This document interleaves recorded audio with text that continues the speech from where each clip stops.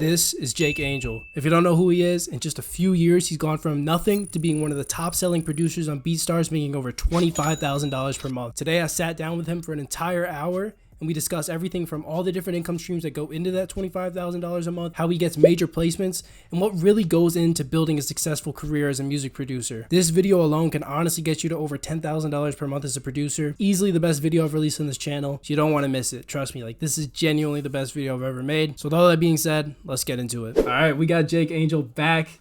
What's up, guys?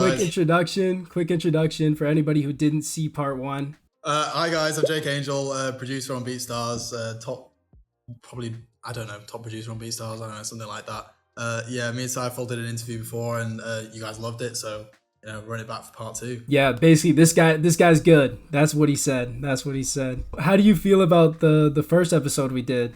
Oh, it was great. Yeah, it was kind of my introduction to being on camera as well. Like it was good fun. I mean, I'm just obsessed about this stuff. I love talking about it, and yeah, it seemed like everyone, they got value from it. That was the whole point, so yeah, it just makes sense to do another one. Yeah, that honestly is probably one of my most liked videos on the entire channel. So people loved it. We had to run it back. We got more questions. We're about to talk about more stuff. And also, was that your face reveal, that video? Technically no. My friend has like a finance YouTube channel, and yeah, I appeared on it very briefly one time. But let's say yes. For the sake of it, let's say yes. To the music world. Yeah, exactly, yeah. So how's it feel being in like content and stuff? This is something you're gonna keep doing or what? The people like you, they want to see it. Yeah, I know. I'm still getting comfortable with it. Like I'm not comfortable with it yet. It's definitely something that I'm working on. Like the way I see it is like it's a deficiency in my skill set. I need to get good at it. I know it'll help me make a lot of money as well. So yeah, I'm definitely doing more stuff like that. We can talk about the marathon video at some point in this talk. Oh yeah. Yeah. But yeah, that's something I did, which was really cool. But yeah, I'm looking to learn from the masters like Cypher. Nah, bro. Honestly, in the first episode, I was a student myself. I've learned a lot. We're gonna get into all of that. I've actually learned a lot from you. I've been taking action. I've been making moves. The first thing I want to say, we'll get the obvious out of the way and stuff that everyone wants to know. How's the beat selling business? Do you still think it's all skill? Go on about that. Just okay. talk to the viewers. Well, my dad is actually my accountant, and I just had a end of month call with him, or end of quarter call, just before this, and we did the whole finances. And yeah, it's growing and growing. Like the last. Again, I feel a bit uncomfortable sharing numbers because that's not really but people like it, don't they? So it's fine. Yeah. Yeah. The last quarter was $85,000. Damn, bro. So it's every single quarter, every single month, it's getting bigger and bigger. So yeah, it's going really well. Is it skill? I mean, I think so. I think that there's just skill. That's what I'm saying. I want to get into content because it's a skill gap. It's like if I started doing it now, it wouldn't be Mr. Beast level right off the bat, but then as you do it more and more, you get better and better, and then you get more views. So yeah, I think it is still skill. 85 fucking K, bro. they still think it's all luck. They don't think it's real. They bro, come on. If you put in the work, if you make good beats, it's gonna happen. Exactly. It's gonna happen. Exactly. Yeah. I mean, it's just about putting in the work. I mean, I would say I went a little bit overboard in terms of that, because I hadn't taken even a week off for like 4 years since I started this, and then after I did the marathon video, I got a little bit burnt out, and I took 6 weeks off. But the beauty of this business is that I took six weeks off.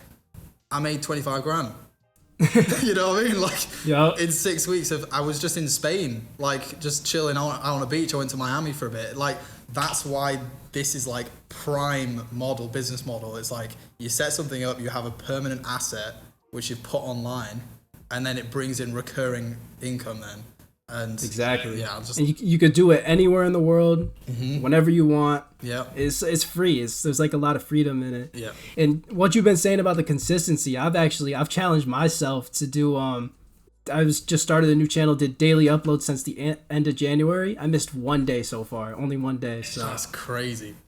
We're halfway through the year, man. That's insane. Congrats. I've been trying. Yeah. That channel from 0 already almost at 5K subs. So Wow, and you started it at the start of this year? yeah, end of January roughly. Man, that is insane growth. That's using your advice. It's using the stuff I've learned over the years. It's proving it's not luck again. Yeah, I was about to ask, is there any sort of specific thing that you've like applied there where you're like, okay, this is a new meta, like this is a new, this is OP? For me, what's really worked well, you got to keep it simple. You got to think about more than just the beat. Think about the actual song because you want to make the best song possible. So keep it simple. Try and just make the best quality product possible. And I'm a big fan of going consistent as possible, like quality and quantity. Yeah. So that's helped for me a lot, and the results have been showing. Yeah. That reminded me of something. I can't remember if I was watching a different video, or it might have been your video where you said it's not just quality, it's quality and quantity. It was your video. Sounds like me. It was Sounds your like video, me. yeah. Because you were saying that, look at all these type beats in the last 24 hours. There's like 1,000. But most of them are awful, which is true. But that's just the game of it. It's called the Pareto distribution. It's like, it's a natural law of the universe. Most the top 20% get 80% of all the almost all of the fruits of the labor, and it's the same with everywhere. It's like in a rainforest, there's only a small number of trees that get above all the canopy. They get all the sunlight. Like a small number of people in the world have all the money. A smaller number of musicians are successful, whereas all the others aren't. So it's like a natural law. But I suppose the way you get to be that small number is I think it's probably because most people aren't willing to put in the work. Mm-hmm. So then you have to outwork the rest. Exactly. So the ones that are, they get the rewards. But it's like, you've probably seen that meme of a guy mining for diamonds, and then the diamonds is right here, and then he gives up, and then the other guy continue. Yeah, I'll chuck it on screen or something. But that's like real. That's real. That's real. It is, yeah. And that's I always go back to that when I'm thinking. It's like, it's a late night, I'm tired, or I don't want to do this. It's like I could be one away. I could just be one more time away from getting everything I wanted, or getting the next big thing. It's like one beat away, one email away, one DM away, whatever. So it's a good mentality to have. Just like keep going, because you don't know. You could be 99% of the way there, and then you give up. Yeah, you never really know, which beat is going to be which song. Like the beat that's recently blown up on my channel, I didn't even think it was that crazy. Like it was just another day, and then that happened to be the one that goes up. Yeah, those are the ones like you don't know. So have you got a lot of sales from that? Pretty decent amount. Nothing like too crazy, but like I'm getting very consistent leases. Like when it was really blowing up, it was like even multiple a day on there. So how many views is that on? I think it's got like 500,000. So. And when did you post that? I think in March. March, okay. I'm gonna guess how much you've made from that in leases. I would. You'll be surprised. If you in terms of not as much as I think. Yeah, I think so. But go ahead and guess. 2 or 3 grand. Actually, yeah, roughly. Yeah. Yeah. Okay. for like trap beats, that's really like, the niche you're in has a lot about the actually amount of sales you get. So I'm pretty happy with how that's going out, and I've met some good artists from there. And that's actually some advice I've taken from you, is the artist relationships. So that's been something I've been like super focused on. You really gotta, it's not just about like one beat, it's about the actual song. So I try to work with the artists. If they're like beginners, I'll try to help them out. Just stuff like that. That's really helped, and that's helped me come a long way. And I remember that was something you were really talking about in the last video we did. Yeah. Well, that's awesome. Yeah, but that's awesome to hear. Yeah, it's still a big thing. I mean, it's like, especially if you believe in them, getting that goodwill early on, it goes a long way. It's like they will remember that forever.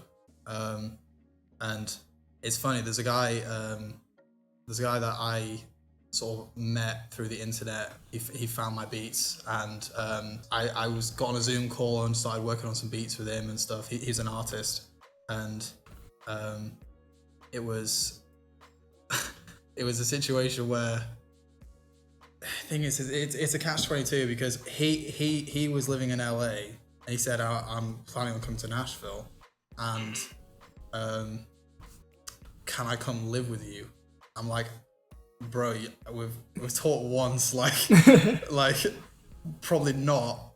But then, and I'm not going to say who it is. Yeah. He has, I don't know if it still is, but the #1 song in the world. So. Right. I mean, pretty big deal. I'll tell you who it is, but then if you cut it out the video, we'll like bleep it or something. It's and he's hanging out with. He was on.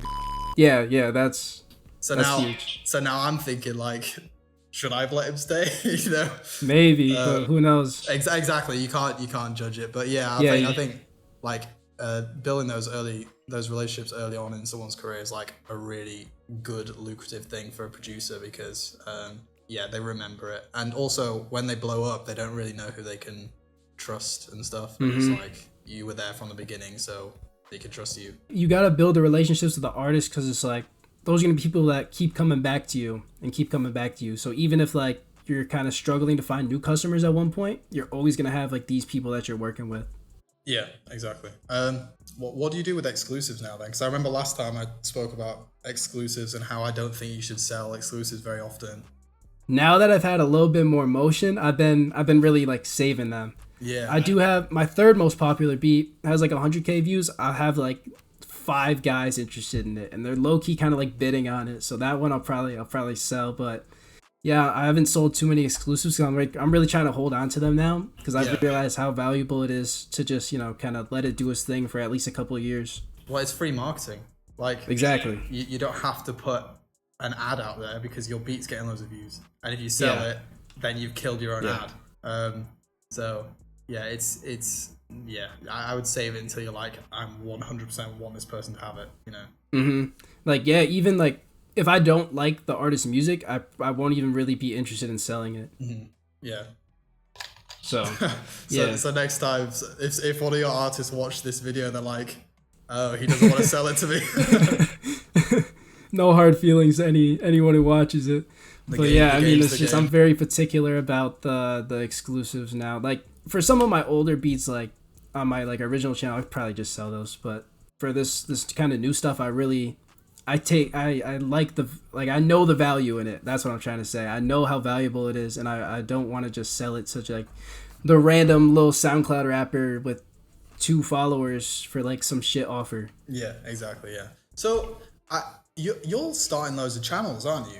Like, is that how is that going? Are you, because I saw you had like Sci-Fi 4. Oh, yeah, okay, so it's kind of people get confused with that. I do think I've seen like a lot of guys do multiple channels. I've done multiple channels. Right now, I really only run just the one Sci-Fi 4 ASAP Rocky type beats. That's that. But yeah, at one point I was doing my original channel was just like a mix of whatever. I wasn't even taking it seriously. I was making like meme beats at one point. And yeah, okay. Then I made. Oh, do you know that guy Kashabian? I don't know. Oh, he's this guy. He's got like 15,000 subscribers or something, but he became sort of semi-famous in the producer community by just commenting hate comments on people's videos. Oh my god, I know that guy. He's commented on my beats. Yeah, and he's the best. He's so funny. Yo, that guy's hilarious. Yeah, and then all of his beats are just terrible. Yeah. Yo, if you know, you know. That guy's like a classic. Yeah, I haven't heard from him in ages. I suspect he's like Nick Mirror or something. And he's some like actually like famous producer behind the scenes. Yeah, I think so. But yeah, shout out Kashabian. Like he's the guy. Yeah, absolute OG. All right, but yeah, so I had my original channel, just mix of whatever the fuck. Then I had my second channel was actually this channel right here. And then I actually started another beat channel that's deleted. But that, like, I don't know. I've just started beat channels as experiments to try and like learn things. Like I ran a Suicide Boys type beat channel for a while, but like that niche just really wasn't that big, so that's why I stopped it. But yeah, right now I really just run the ASAP channel, but I've been considering starting a side channel for like just a completely different genre or something. Interesting. Have you got any data on whether it's better to split up the genres into different channels, or? It depends. So if you're making very similar stuff, like what's an example? Kid Laroi and then Ian Dior type. Yeah, that exactly. Yeah, like you could do that at one, but like if you're making like that and then you're making like, I don't know, like some random like Suicide Boys type beats, like it just wouldn't make sense, because half your viewers are gonna want this one thing while the other half are gonna want the other thing. And the way YouTube kind of works is it will first recommend your videos to the people who already frequently watch you, and if they don't like it, it's not gonna push it out to new people. So it kind of puts you at a disadvantage to where half your people aren't gonna like it off rip. Now there's some people who will like both styles, and that's why I've been considering not making a second channel. But I've seen a lot of people run multiple channels and have more success that way. Interesting, yeah. So I still just have the one channel, and I'm posting anything I want on there. I think it's probably because like about 30 or 20% of my audience are in Asia, and if I just posted country beats, then they're getting left out. So then they're not watching every time I post. So then that kind of kills it a bit. So I think I'm at the point where it probably would be detrimental if I split it up. Yeah, because you're already established. Like, so you kind of already have people that know you and will basically watch anything that you put out. Like I probably have like a few hundred guys that would literally watch whatever type of beat I uploaded. And you probably have like a bunch of guys that will also do that. So once you're established, you probably could like do multiple things, but definitely in the beginning, I'm a firm believer of like, you want to just do one thing on one channel. Yeah. Or yeah, one sound, definitely. Like you can have different, yeah, I agree with that. I mean, finding a niche is important. Otherwise, you're right, people just get confused. It's like, what am I subscribing to exactly? I like these types of beats, but you only post them one every 2 weeks, and then everything else is weird. So, yeah, that makes sense. Yeah, because it's like let's say you're like trying to buy something, whatever. It doesn't matter what it is. Would you rather buy from the guy who's like an expert at this one really specific thing, or would you rather buy from the guy who sells this and that and like all a bunch of different things? You'd probably go to the guy who's the expert in the one thing you're really looking for. So that's kind of my thought process when it comes to that. Yeah, true. And again, you can look at that same mentality throughout everything. It's like the most successful people in the world obsessed over one thing. Like every athlete ever, you know, Usain Bolt, he wasn't trying to be a rapper, or you know, he was a sprinter. And then you got Cristiano Ronaldo, same thing. Elon Musk, same thing. Jeff Bezos, same thing. Conor McGregor, same thing. Like, you know, they obsess over one thing, get really, really good at it, and then that's where they get all the money. You know, the money comes afterwards. It's like people. I've got a friend he's the same friend who's got that finance channel. He's kind of obsessed with chasing money, and it's not working. It just doesn't work. It's like, find something you're really passionate about, and I'm guessing most of the audience is making beats, right? Get really good at making beats, and then figure out how to monetize it. Exactly. Don't get into beats to make money. Like it's a terrible way to do it. I had one guy who comes into my DMs and he basically straight up said, I only want to do this for money. And I basically told him, like, it's not worth it. You can't. Like, you're not going to be successful. I'm a big believer in, like, you have to enjoy the work you do. Yeah. It's never going to work with that mentality. I mean, you can, like, don't get me wrong. Like, I love the game of business. It's just a good game to me. It's like money is just a way to measure how well you play in the game. But I wouldn't be making anything if I wasn't, like, if I didn't love making beats and love music and stuff. So if I was doing something else, it just wouldn't work as well. Exactly. Yeah, that's why like when somebody comes into my DM, they're like, I just want to make money and I don't even really like music that much. I'm like, what the fuck? I'm just so lost. Like, it doesn't make sense. Well, you should just say, oh, is my course. Yeah, just buy the Buy the course. course, so that'll teach you everything. Speaking of that, we'll do a quick plug. I recently launched a course, the Producer Fast Lane, fastest way and easiest way for producers to get to $0 to $1,000 per month. Because I think that's like the first big goal every producer should have. Because that 1K is going to open up so many doors. You're going to realize that it's possible to scale it up and make a living off of something that maybe you didn't think was possible. It's gonna, if you're kind of younger, like I was 17 when I made my first 1K a month, it allowed me to quit my part-time job, go all in on music, make more money. So yeah, that's my program. I teach that in there. You can click the first link in the description below. It's a little video you can watch. It explains everything. All right, now back into the video. It's the best course out there. Yup, exactly. Amazing segue. Anyways, I think consuming content like that's really important. I'm a bit of a hermit in that I don't really go out and see people that often just because I like doing my own thing. no, yeah, I felt that. But then like constantly watching podcasts and consuming that type of content, it's like you're hanging out with them. And it's like you're the average of the 5 people that you spend the most time with. So you start to become like that. Exactly, yeah. So it's kind of, it's a good, for people that don't have those connections or they don't like spending time with other people, or they just want to keep to themselves, I would say definitely like consume that type of content a lot. Exactly. Because, you're hanging, the more you just absorb their mindset, and then it helps you get to where you want to get to, instead of watching fucking like short form content on TikTok that's just loads of shit. Like it's a waste of time, that stuff. So yeah, I mean that's even like what I try to do in these videos is I try to educate people, and I try to give them like actionable steps, things they could do, rather than consume some like bullshit media. So, yeah, exactly. It's very yeah. Let's go into the marathon thing. Okay, all right. So recently I get a text from you, and I see you running a marathon, FL Studio strapped to your chest. Let's tell me about that. That's right, yeah. I'll send you some clips of it, by the way, which you can just... Yeah, we'll check it on screen again. Yeah, so I'm trying to get into the content game, and I was thinking, if I'm just making a beat in the studio, I'm just like everyone else. I'm just like... Everyone does that. I'm just like a Walmart Kyle Beats, so what's the point? So I was thinking the best way to do it would be something different, and I like doing like physical activity and stuff, so I thought the idea...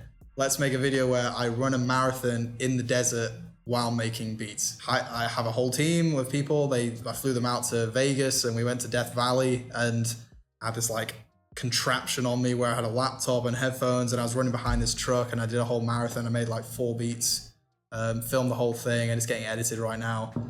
So that should be coming out probably in the next 2 months or something. And that's going to start my sort of content journey. I want to do more stuff like that, like extreme beat making.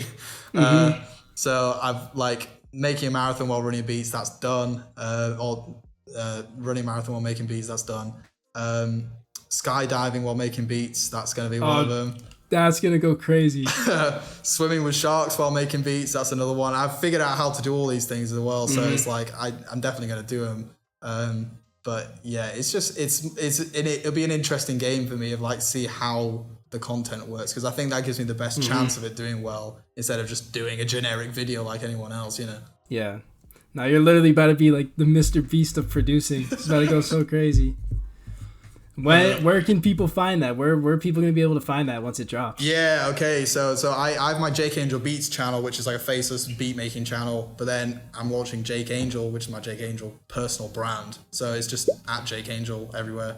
Go follow that.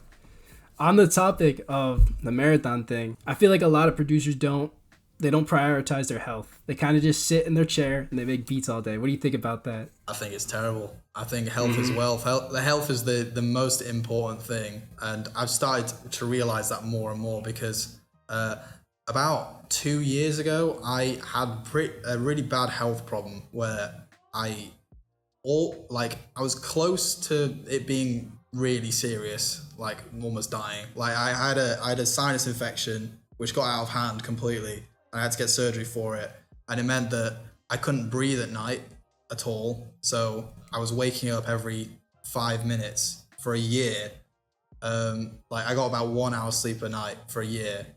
Damn. And I was still making the beats, but it's like it completely wipes you out. And it's like if you're a producer and you're indoors all day, not getting the sun on your skin, and you sat hunched over like this, and you're eating terrible food, it's just not sustainable long term. So like I've really made a concerted effort to, no matter what, health comes first. Gym every day, out in the sun, an hour or 2 hours every single day, eating clean food. Like I haven't had any sugar in like a month, like zero processed food.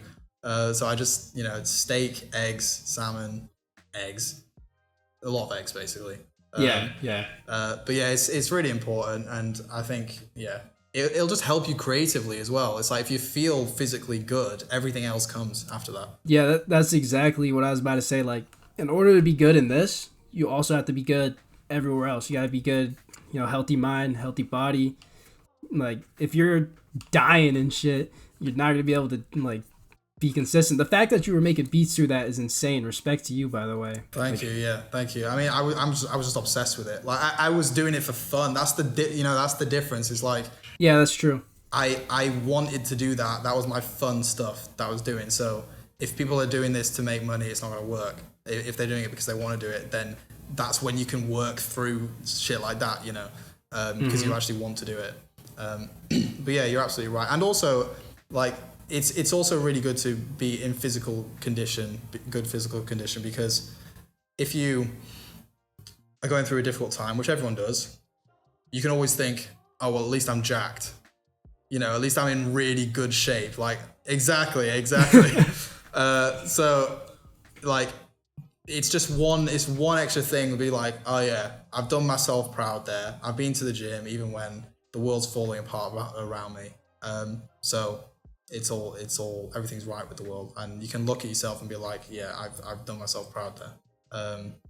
And that mentality carries through to everything else. And there's also a psychological benefit, because if you're interacting with people and you're physically in good shape, they want to be around you more. Right? It's an actual thing. It's like you're more likely to make a sale as a salesperson if you're in great physical shape, because there's a level of not necessarily dominance, but like prowess of like, I'm capable. I know what I'm talking about. And then that helps with sales, and helps you when you're interacting with people, and people want to be around people that are healthy. It's just it all carries through. Exactly. Like, I feel like people are scared to take pride in themselves. Like, I mean, I used to as well. Like, I wouldn't want to tell people I was doing this or that, But then nowadays, I just talk about shit everywhere. I'm just like, I'm doing this, I'm doing that. And yeah, I think more people need to do that, and don't be scared. Well, yeah, I mean, there is a difference between like self-confidence and then bragging. All right, yeah, I'm not shit talking. I'm just. Yeah, no, I'm not saying you are, by the way. I'm just saying, like, for people, because I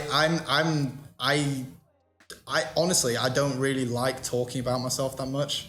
I find, again, I'm just trying to get more comfortable with it, because I know that it's coming from a place of, I'm trying to add value. Like, I'm not trying to be like, I'm better than you. I don't think that at all.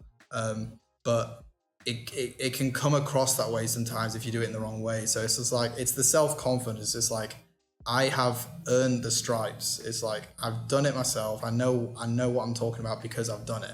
And I'm just telling you what I've done. It's not like, you need to do this. I know better than you and all this stuff. It's just like, no, this is what. And Alex Hormozy talks about that. It's like, he frames everything as, this is what I did, instead of this is what you should do. Exactly. Like, I share my experiences. I give insight on them. Like, that's just what I do. I'm not like forcing you to do anything. I'm just telling you what I did. Yeah, exactly. Oh, I don't know how I missed this in the first video, but you have a young boy placement. I do.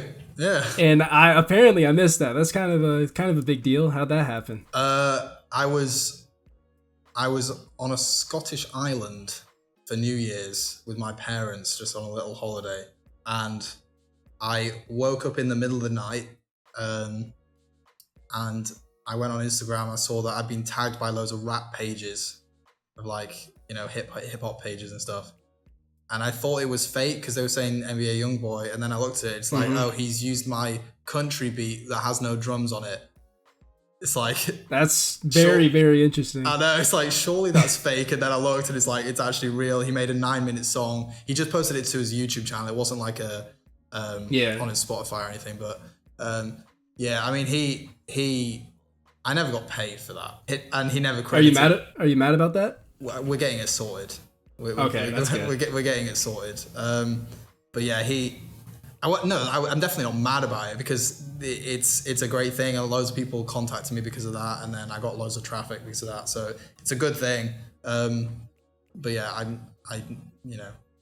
you got to pay me for it. Like, of course.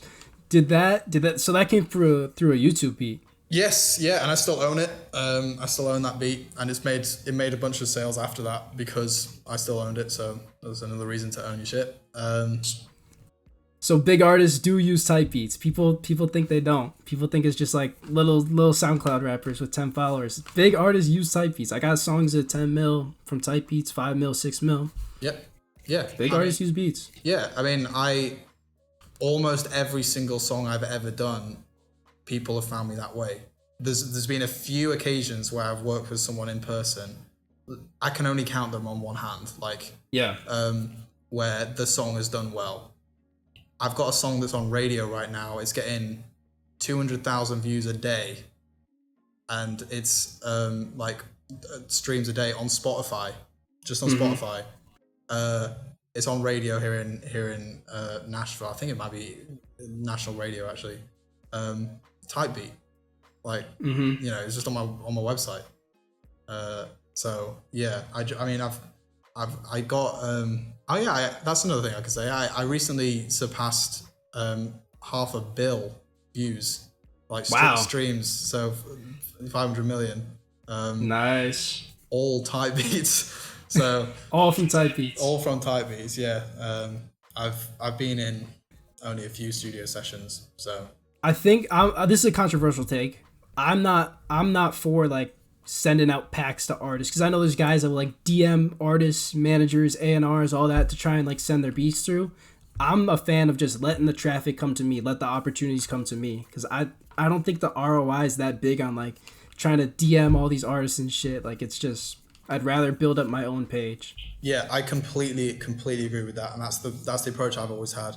I think it improves your brand awareness as well. It makes you seem more premium if you're not spamming people, please buy my beats, please use my beats, so it makes the perceived value of what you're offering more higher if you're not shoving it down people's throats, I completely agree. That's the approach I've had, and it makes sense, and people are listening. Like you say, NBA Youngboy used my beat, and so he was on YouTube listening to beats. Exactly. So yeah, I agree with that. Like, I feel like that's the not popular opinion though. Like, I feel like people they always say like, you gotta send this out, you gotta send that out. It just doesn't make sense to me, because it's like you make more money from people coming to your own brand, and that's where I personally had the most success, and that's why I teach type beats, because I think that's the best way to get started, and it opened all the opportunities for me. You would agree? Yeah, I would definitely agree. I would say there is a problem that people have when it's like they're catching a falling knife. So they have something like a beat or a product, and it's not good enough to sell on its own, and then they try and market it. They get a few sales from marketing it, but not enough, and then they're trapped in, now they have to market in order to make sales, which is a terrible place to be. So like I say, it's like catching a falling knife. It's like, it's not a good situation, that. Whereas what you want is, you want to create a product so good that it sells on its own and people refer on their own. And then if you put marketing after that on top of it, it's game over.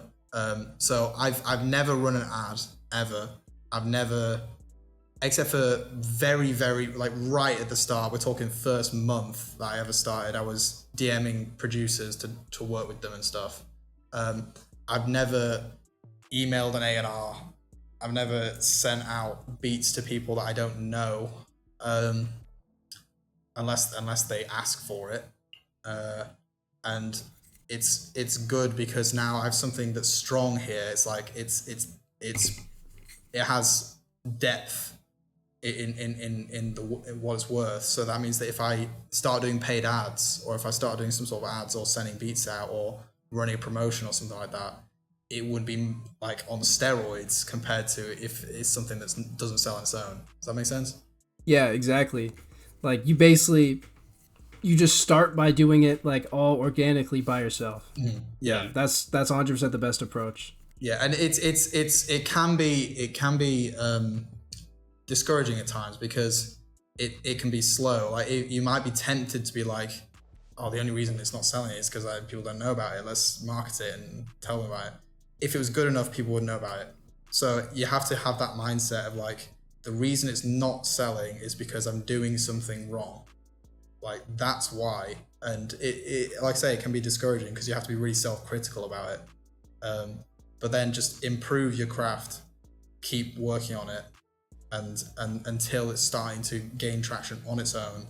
And then if you want to do the marketing after that, then yeah, fair play. It makes sense to do it that way around instead of, because there's again, you can bleep his name, but you probably know. Yeah, he's got like 500,000 subscribers on YouTube from Type Beats. He was one of the original people. I think he was probably the first person on YouTube to do acoustic guitar beats, right? Where with a live guitar, it's like no one did that before the start. But I was talking to him, and he markets like crazy, and he's not making, he makes $4,000 a month. Yeah, because all the money goes into the marketing. Exactly, and it's like they're not good enough to sell on their own because he hasn't adapted his sound over the years. He's still doing the same thing that he did literally 10 years ago. Yeah. So he has these legacy followers from before that, might give him some views on YouTube, but then, of 500,000 subscribers, he gets only slightly more views than me, and I have 30,000. So it's because he's not adapted his sound, he's not improved. It's like Mr. Beast says the same thing about his videos, constantly adapting and improving. That's how you stay relevant and you don't fall off. That's like the one thing I've always preached is like you just have to make the best beats possible. You don't like, people obsess over these little like YouTube metrics and stuff, and that can 100% help. But at the end of the day, if you had to break it down into just one sentence, it's make the best beats possible, and then there you go. That's all you need. Yeah, you're absolutely right. Yeah. On the topic of the Type Beat game, is there anything you dislike about the Type Beat games? There's like a lot of people have their own like complaints, things they dislike. They say like you just have to rely on analytics, stuff like that. Is there anything that you personally dislike?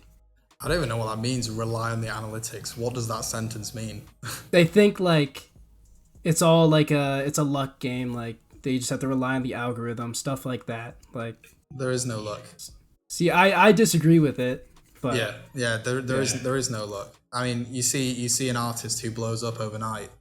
They've put years of work into it, and then they blow up overnight. Like, so there's no luck involved. It's like I go into it with the mentality of everything that happens to me is my fault, right? Good or bad. So if my YouTube channel's not doing well, it's no one else's fault. It's because I'm not doing, because other people's channels are doing well. So they're doing something I'm not. So I don't really have any complaints with the Type Beat game. I think the industry is going more towards that all the time. People, especially in country music now, it's becoming more mainstream to do the sound that I've been doing for the last sort of 3 years. And people are finding beats that way. So I've got no complaints about the Type Beat game at all. Oversaturated, maybe, but I think I said this last time, that just means it's a booming industry and it's opportunity. So like what you want to be in a market that no one wants to buy the product. It's like, no, you want to be in a market where everyone wants to buy the product, and that's why it's saturated, because you have lots of people, lots of demand for it, and then you have a good amount of supply as well. So I mean, yeah, that's exactly why I changed my sound. Because, like, I was doing, like, the Suicide Boys beats, and those could get a lot of views, but there's just, like, way more demand for, like, ASAP Rocky beats. So I switched to those. And they're honestly a very similar sound from what I make. And, yeah, way more people like them. So the common advice that people on YouTube say is, like, to niche down smaller artists. But for me, it's the complete opposite. I'd say go for, like, the biggest artist possible. Because that's where the most people are looking up. Yeah, yeah, yeah. I would agree with that. I mean, when I started making country beats, I don't think there was anyone else on YouTube who was doing country beats, and I think that did help. So that is goes a little bit against what you said, because there was no one doing Morgan Wallen type beats or country type beats. But I do agree that if you're making type beats of someone that no one is interested in, then no one's going to buy them, because no one's searching for that key term. Exactly. That keyword. So I think the best, the meta, which is really difficult to do, is start making beats on someone that no one's heard of, and then everyone has heard of them all of a sudden. So like, be ahead of the curve in that sense, but it's really difficult to do that. I think I say there's no luck, but I think I did get a bit lucky with the country stuff, in the sense that I was doing the country beats. So when you typed country type beat, it was just all me. It's not anymore, because there's loads of other producers doing country beats now. But it meant that when people started searching for that, I was the guy. No, yeah. So, like, with your situation and my situation, there is no, like, one size fits all answer in the type beat game. Like, everybody has different situations. So, yeah, don't think there's, like, one thing. So you did a little bit of, like, a smaller niche, then it blew up. I just go for the big guys, right? At the end of the day, same result. Yeah, exactly. If it works, it works. And it goes back to the thing. If the beats are good, they'll buy it. It's really not complicated. Like, yeah, that's the one way to sum up everything, is just like, you just have to make good beats. People overlook that for some reason. I don't know why. They think they can just rely on the marketing aspect and not really care about the quality of their beats, which even I did. Like, for a while, I would just kind of post in mid, and then the views started to go down. I was confused, and then I kind of woke up and restarted, and everything went crazy. Yeah. So where can people learn how to make beats? First link in the description down below. Producer Fastlane, best course in the world. You already know. Exactly. Something that I think people will be interested in is different income streams, right? We didn't really talk about that last time, and because I've just done it, just done my accounts, I have all the different income streams, so I can talk through like where that 25 grand a month comes from. If you want. Exactly. Yeah, because there's more than just type beats. Like, type beats is the main thing, but income comes from other places. Yeah, exactly. So, I've got license sales, which is beat sales. That's around 10 of the 25. And then I've got YouTube ads, ad revenue from my YouTube channel, beats. I'm guessing actually, I'm curious, what is your like RPM on your personal brand channel on this? It's actually not that high. I would have to look for the exact number, but it's not crazy. It's probably just like, we'll take a look. Cool. Because mine on my beat channel is about, I think, $3, $2. Yeah, it's about there. Interesting. And it's the same for my beat channel. I thought it would be higher in this channel, but who knows?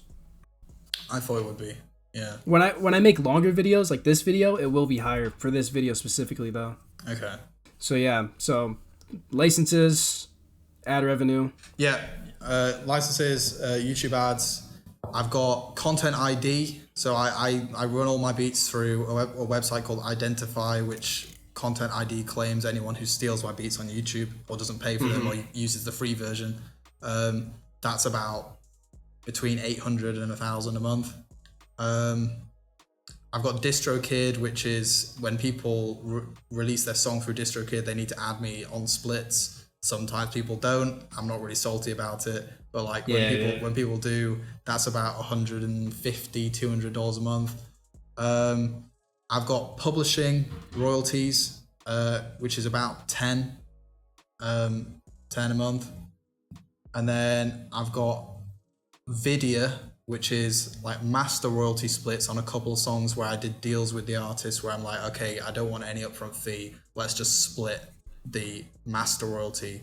And master royalties pay much higher than publishing royalties. So publishing typically is around $1,000 per million views, or million streams online. Yep. And if you're selling on BeatStars, you'll almost always do 50-50 publishing split. It's in all the contracts. It's standard. But if you're selling an exclusive, you're selling the master rights. So you would usually have 0%. I changed my BeatStars contract, so I have 3%, and I make that clear to everyone. I try to get a low percent. It's like insurance, you know. If shit blows up, you still get a little piece of it. Yeah, exactly. So and 3 to 5% is like standard for a producer in rap and hip hop. It's like normal for them to get that. But yeah, master royalty is $3,500 per million streams roughly in the US. So it's considerably more money. But yeah, Vidya is about 2,500, 3,000 a month ish. And then I've got a website called Off Top. I don't know if you've heard of Off Top. I haven't. No, it's a smaller website. It's kind of like a BeatStars. They reached out to me. It was invite only, and then I posted my beats on there. That's like 100 a month. No, not much there. Soundy, which you put me on. Actually, that's like 200 a month, something like that. And then exclusive deals that I do outside of BeatStars, that's around, like, it varies month to month between 3 and 10,000. And then I've launched my pro membership thing as well, which is for artists. So I offer a service where they get early access to all my unreleased beats, and they get discounts on my beats, and they get entered into a monthly giveaway for high-end studio equipment, like mics and speakers and stuff like that.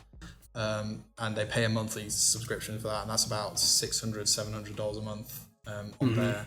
So that's just the ones I'm tapping into now. But then when it comes to content, like there's so many more revenue streams to tap into. You know, you've got the long form videos, you've got the short form videos. Building a personal brand in itself is building wealth that you can monetize later.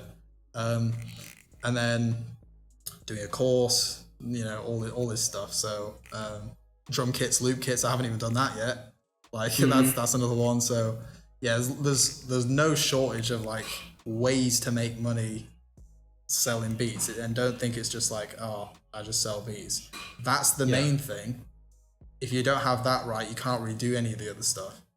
So like you say, focus on making the best beats possible, get the license sales up, build a brand, and then you can add all these things on afterwards. And that's because if I wasn't doing these other things, it would be like 8 to 10 a month.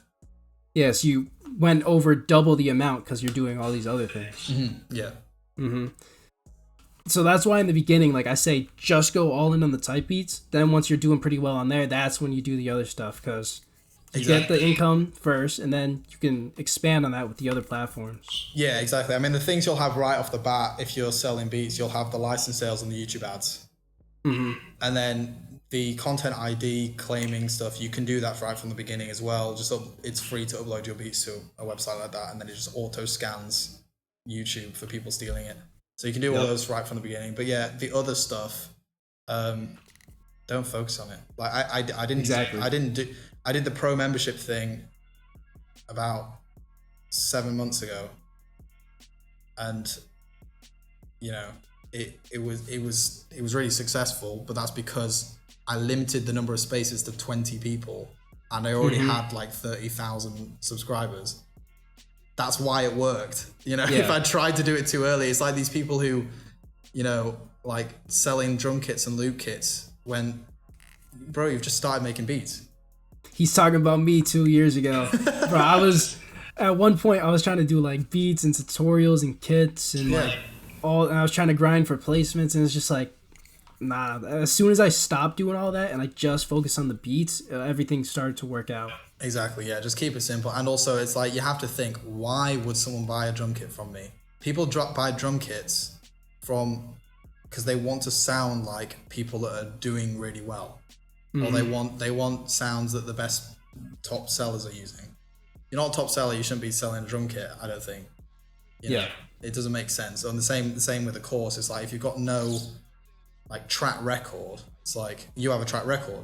So it's like people, it makes sense that people should learn from you, but you know, don't go telling people what to do if you don't know what you're doing yourself. Bro, if you got like 100 views on one beat, don't go creating like a channel like this where you're like, yo, you gotta do this and this. It's Exactly. Yeah. It's just like you say, keep it simple, keep humble with it as well. It's just like, you know, I'm just making beats, and I'm working on that. Make those the best thing possible.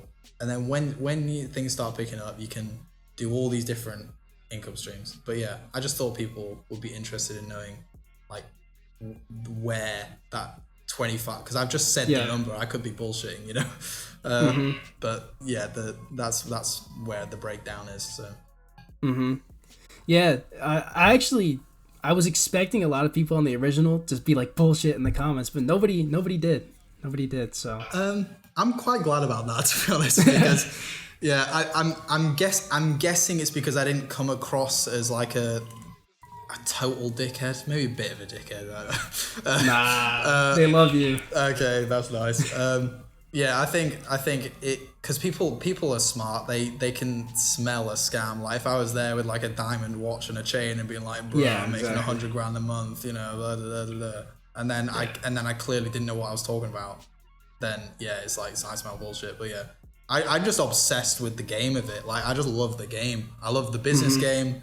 I love making beats. I could talk about it forever. So yeah, same. So it's like, you know, it's authentic. So yeah, like the only things I'm good for: make beats, go to the gym. You gotta learn to love the process, even when you're not making gains, when you're not getting paid. That's what's helped me. Exactly. Yeah. And yeah, it's just about being better than the day before, isn't it? You know, if you wake up and you go to the gym and you make a beat, you're doing better than 99% of people out there, because they don't have the drive. So it's actually really easy to win. You just have to be mediocre. Because once you realize like the average person really doesn't work hard at all, like once you realize that, it's very easy to be above average. Yeah, it's always working hard and working smart as well. You know, and I think a sort of mental frame that I've had recently is thinking that every instant is a test of character, and you always know the right thing to do. Like, oh, I shouldn't eat this donut, or I shouldn't have this ice cream, or I shouldn't have this burger, or oh, I should go to bed, I shouldn't stay up late playing video games, or oh yeah, I should go to the gym, I didn't do it. So like, you know the right thing to do every single time, but it's not always the easiest thing to do. And it's like, if you view it as like, this right now, this decision is a test of my character. It's like, if I make the right decision enough times, you win. And if you make the wrong decision enough times, you lose. And going into everything with that positive mindset of like, okay, I get to do this. You know, I get to go to the gym, and it's like I'm building my character in a video game. It's like this will lead to me getting everything I want. And sometimes again, it's like if you need to motivate yourself, a good thing that I do is that diamond analogy of like mining for diamonds. Or I sometimes, if I'm running and I like during that marathon, I was thinking, if I finish this marathon, I'm imagining someone at the end is going to give me a bag of $1 million, right? Yeah. And I really I've deluded myself to think, okay, I'm going to get $1 million if I finish this marathon. And it's a good way to do it. Just delude yourself to be like, okay, if I make one more beat tonight, I'm going to get $1 million. And if it was actually true, you would obviously make another beat. So do it, you know. Nobody wouldn't make another. Exactly. So you obviously can. It's just like you're choosing not to. So it's like, if I don't want to go to the gym, or I can't go to the gym, I don't have enough time. Show me your screen time on your phone. Exactly. Like it's not true. So it's like, just be honest with yourself, and everything's a test, and just like do the right thing, and you get the rewards from it. Yeah, exactly. People are people get too comfortable in life. They get complacent. And that's like, again, where I got around like probably 2022, and then my mindset fucking switched and everything started going crazy. Yeah, but I'm guessing you also like consume a lot of content of people, like you said, Hamza earlier. Yeah. It's a good thing to do that. Really good thing to do that. Yeah, I barely watch like any like bullshit entertainment videos anymore. Like my YouTube homepage is just like music, like business, self-improvement, fitness. Like it's just stuff that revolves around bettering my life. Yeah. Do you read a lot of books? I'm trying to get into it. I'm trying to get into that. Yeah, I can't. I'm not going to say can't. I just don't like reading, like with my eyes. So I listen to audiobooks when I'm in the car all the time. Couple really good ones. Atomic Habits is a really good book. The Key to Living the Law of Attraction is a really good one. That's the same one that Conor McGregor read when he was 14 years old. That gave him the mindset that he had to go on and do what he's done. And I've just started 48 Laws of Power, which is that's a classic. Yeah, so I've just started that one. That's good. And then obviously the Alex Hormozy books as well. Those are great. Yeah. So I think people will be interested in those. Yeah, for like this type of stuff though, those are essential. But yeah, I think. What do you think of today's video? I think this is way better than part 1 personally. What are you thinking? I completely agree. We've gone more in depth. Like it's good, and I mean the last one was more like it was pretty much just all questions from the audience, wasn't it? Yeah, it was viewer questions. Yeah. Here's the thing with the viewers, they don't always know what they want. I feel like this was more helpful. They wouldn't have thought of these questions though, because it's like, yeah. Well, it's good just like us talking about what we think about the game of it, you know. And what we're thinking day to day. So, yeah, I mean, maybe part 3 has to happen at some point. Yeah, we'll see. Part 3. Yeah. Shit, if this does well again, part 3 can happen. 100%. I was thinking of a video which would be cool, actually, which we could do. At some point, if you have a bit of we could do like a week in the life or a day in the life, and you could just come to Nashville. Word. And we could do a podcast, like an actual in-person podcast here or something. That would be way better than like this setup. Yeah. And then we could just like make beats all day and go to the gym and then just like film the whole process of it, because then people would actually see that sort of day in the life of like, oh, this is what this person does, so I'll emulate it, because I watch those videos of like Iman Gadzi and people like that, like what they do day to day. And I actually tried filming one of those. I might drop it. I don't know, it's kind of chopped. It wasn't that professional, but it showed the process. Yeah, I showed the process. I mean, it wasn't the best video in the world, but like I showed the process. But it's definitely something we could do. It would go crazy. Yeah, I think that would be cool. Because I mean, part of the reason I got this apartment was because it looks nice. So yeah, people that I work with want to be here. It's not like, I mean, yeah, look at that view right there, bro. Yeah. Insane. So I think doing a video here would be inspiring to people, at least. Like, you know, I think that would be cool. But yeah, man, it's been fun. Yeah, bro, this is a great one. It better get more views than the last one. This getting the mill right now. I'm calling it. All right. With that being said, any last words before you hop off? No, just thank you everyone for giving me your time, and hope to be of some value to anyone out there. I mean, I would have. I think it's a good thing that you're all subscribed to Sci-Fi and like listening to all these. Like, you're trying to learn, aren't you? So it's like that's a good mentality to have. So yeah, exactly. Respect to everybody who made it this far into the video. It doesn't have any crazy like big dopamine edits. It's just unfiltered conversation, probably close to an hour. Who knows? But yeah, that's gonna wrap it up. Thank you for coming on. Yeah, thanks for having me. So that was the interview. I hope you guys enjoyed. If you made it this far, leave a comment saying you made it to the end, because this video was extremely valuable, and I guarantee you're gonna have some great results just from watching this video. So with that being said, click here to watch another video, and I'll see you guys in the next one.